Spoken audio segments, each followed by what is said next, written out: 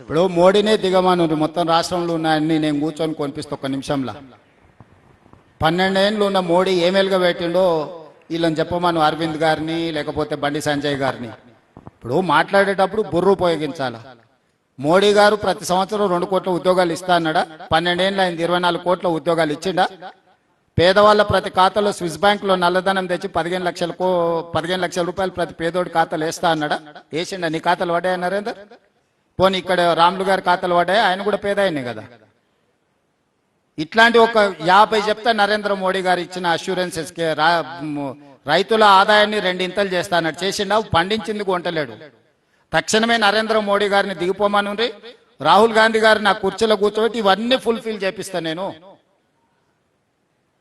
తెలివి తక్కువ మాటలు మాట్లాడితే తెలివిగా జవాబు ఇవ్వడం మాకు రాదని వాళ్ళు అనుకుంటే వాళ్ళ అమాయకత్వం. నువ్వు దిగిపో, నేను చేస్తాను. నువ్వు ఇప్పుడు ఎన్నికైన దానికి 8 మంది ఎంపీలు ఇచ్చారు, 2 కేంద్ర మంత్రులు. ఏం పని చేస్తారో సమాధానం చెప్పుండ్రు.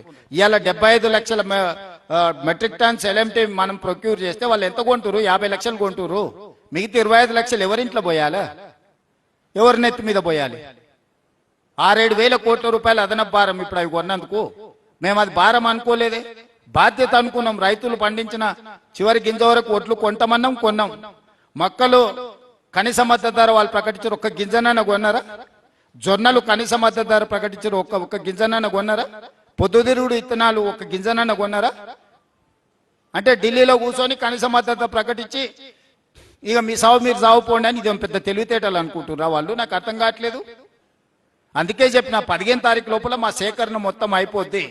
75 లక్షల మెట్రిక్ టన్నుల ప్యాడీ కొనకపోతే అప్పుడు చెప్తాం వాళ్ళ సంగతి.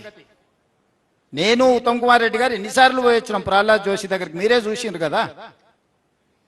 సో కిషన్ రెడ్డికి, ధర్మపురి అరవింద్ గారికి, బండి సంజయ్ గారికి బాధ్యత లేదా? రాష్ట్ర ప్రభుత్వంలో రైతులు పండించిన పంట ఇప్పుడు యూరియా ఇంత షార్టేజ్ వస్తుంది.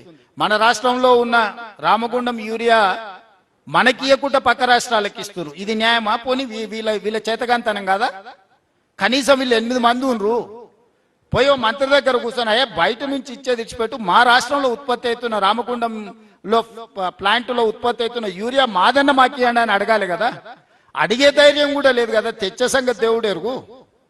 ఈడ పొంకనాలు కొడతారేంది? మా దగ్గర పొంకనాలు కొడితే ఏమొస్తుంది? 12 ఏళ్ళు అయింది, 3 సార్లు అయిండు నరేంద్ర మోడీ ప్రధానమంత్రిగా. మీరు జవాబు చెప్పకుండా మేము ఏదైనా ప్రశ్నిస్తే మీరు దిగిపోండి మేము చేస్తామని. నరేంద్ర మోడీ గారిని దిగిపోమని ఇమ్మీడియట్ గా రాహుల్ గాంధీ గారిని కూర్చోబెట్టి రాష్ట్రంలో పాలమూరు రంగారెడ్డి ఎత్తిపోతల పథకాన్ని జాతీయ ప్రాజెక్టు